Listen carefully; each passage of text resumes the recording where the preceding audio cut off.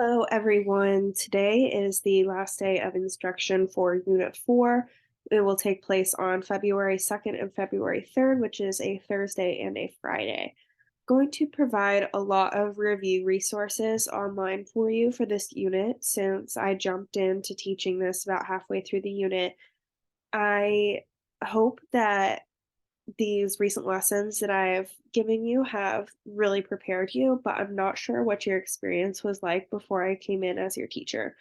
So I am going to provide as much resources as possible to make sure that you are as well prepared as I can help you be for this upcoming test. And I promise that the future tests, we are going to be completely on the same page. This unit, obviously, given that I only had 3 days of instruction for you out of the 8 to 10 days of Unit 4 instruction, we are going to be a little bit off from where I would like you to be for your goals.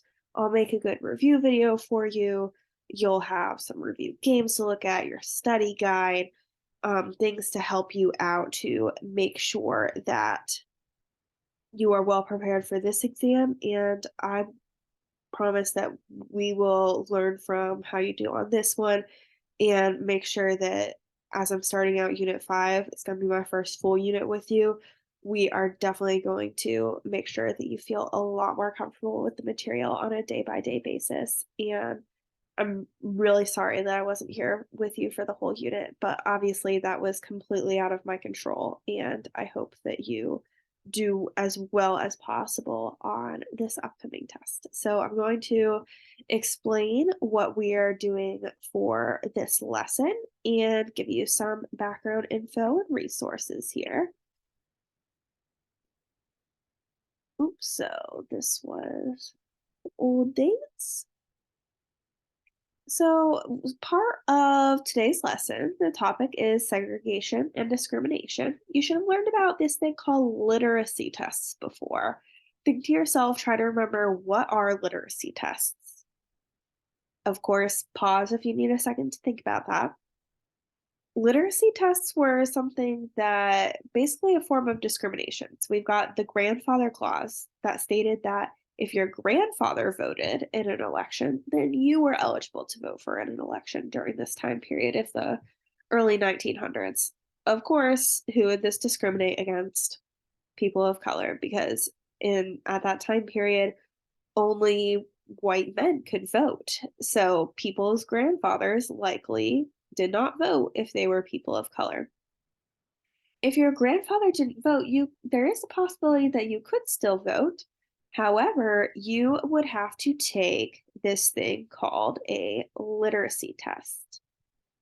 This literacy test would determine if you could read, but in reality, it tested a lot more than just if you could read. So I've created this shorter version of a literacy test as a warm up for you to review on Canvas. Take 5-10 minutes to look over that. I'm not going to go over the questions right now because really it's meant kind of as a fun, immersive activity to try to encourage you to think about really the difficulty of this test. I think that it's likely that maybe half of you will pass this literacy test. Because it's not a reading test. It is a civics and economics test. So it's really interesting to think about this as a form of discrimination for people who perhaps could read but had low reading levels and perhaps didn't have past maybe an 8th grade education during this time period. And so it's really interesting to consider that as high school students, not everyone here in the 21st century will be able to pass this test with all of the privilege, education, reading abilities that we have now. So, of course, it was extremely discriminatory at that time to try to prevent people of color from voting. I did cover yesterday's warm up and exit ticket in my last video. If you need some refreshers for these questions about the progressive era, yesterday we covered federal progressivism. Please do check out my videos from yesterday. They'll be labeled 131 to 21 federal progressivism on YouTube, and you can check that out on Canvas as well. So once y'all are done with your literacy test warm up, instead of doing slides today, I have stations to review this material. Then we'll jump into a whole class discussion about it. So we still have that guided teacher led learning as well. And of course, I'll be around to help you with these stations. And then you'll have a short Louisiana Black Code reading as your activity for today.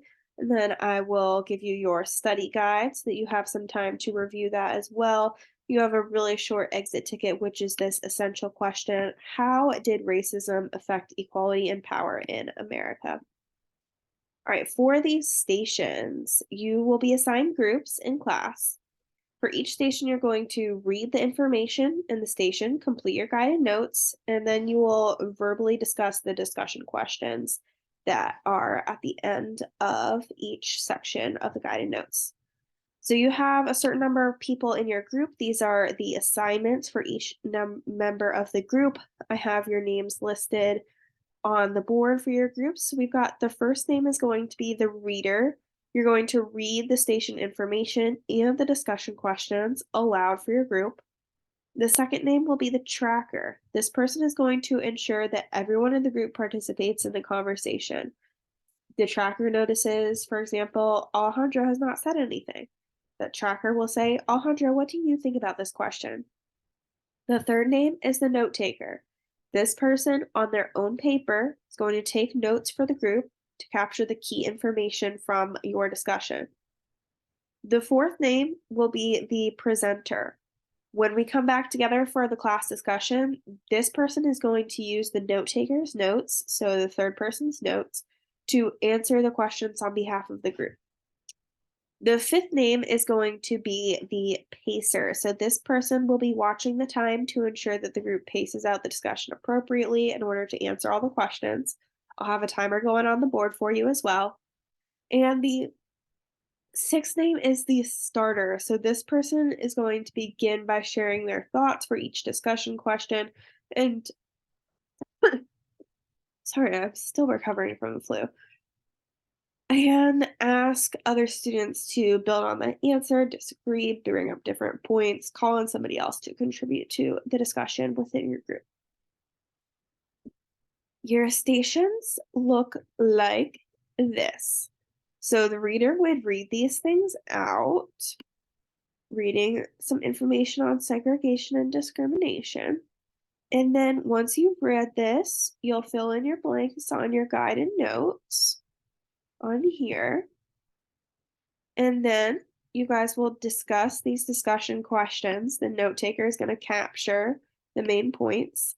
So this is one example. So I currently have, let's see, currently have 5 stations. I'm going to ignore this one for now. I'll have to make that a little bit of a change. That was for a previous semester that I did. So you will look at these discussion questions and say, talk about your answers. Note taker will record them.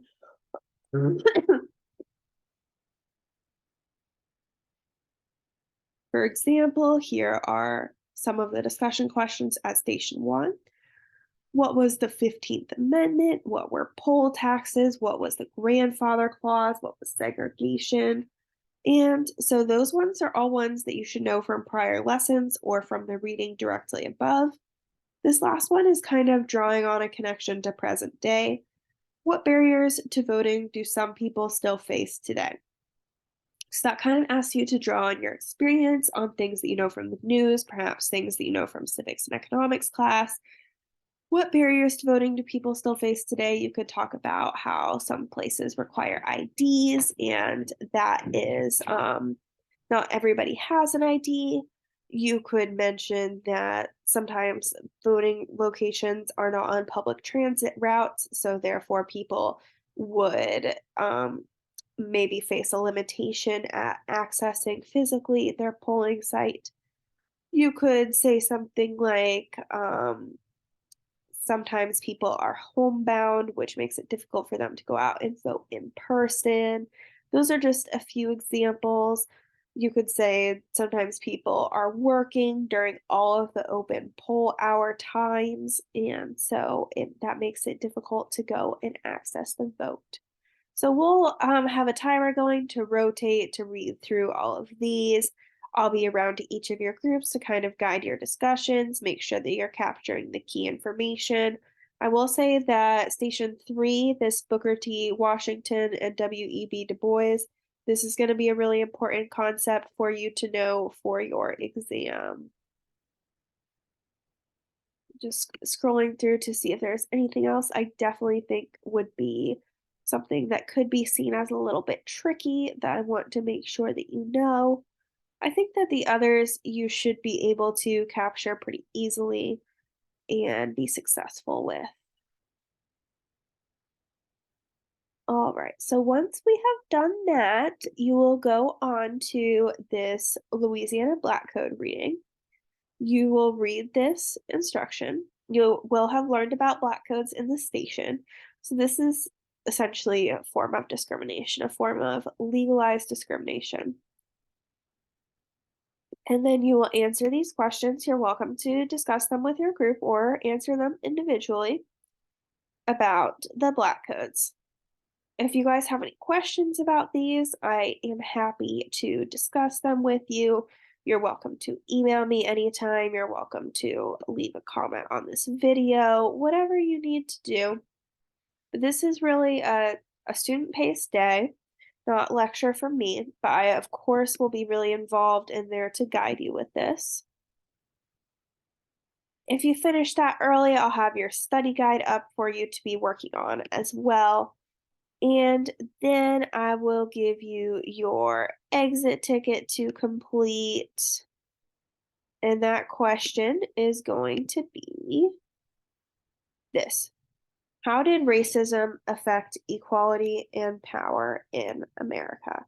That is the essential question that I pointed out to you on the first slide. That's your final question for the day. Thank you guys for checking in. Please do look over that material individually if you were absent on this day, and I look forward to seeing you all next time.